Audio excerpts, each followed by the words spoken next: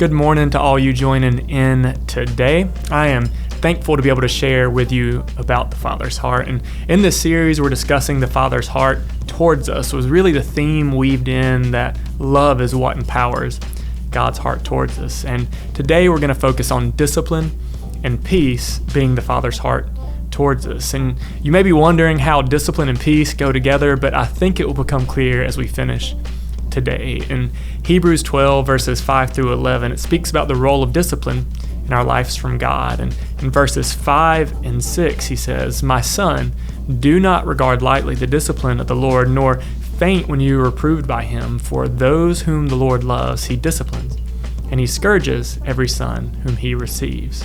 And you may be saying, what? None of that sounds pleasing or peaceful or even good. And I would agree with you that it doesn't sound so pleasing or peaceful, but I do think it's good. And we're going to see this in verse 11. Verse 11 says, "All discipline for the moment seems not to be joyful, but sorrowful. Yet to those who've been trained by it, afterwards it yields the peaceful fruit of righteousness." See, that is where the peace comes in. When we've been trained by the discipline, it produces righteousness in our lives, which then produces peace in our lives.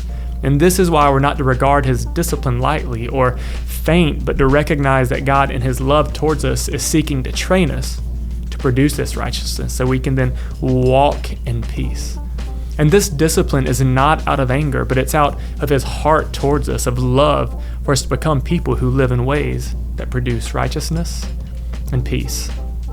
Earlier in this series, I mentioned Hebrews 4 and spoke about the diligence to enter God's rest. And today, God's word spoke of being trained to produce righteousness. It seems like part of God's heart in this is to also teach us that there's a role we have in experiencing the life he made available for us. So what is that role we play in what God's doing in our lives, and how do we experience more of his heart? Well, in the next part of this series, we're going to speak about teaching and training and how God uses this to know him more.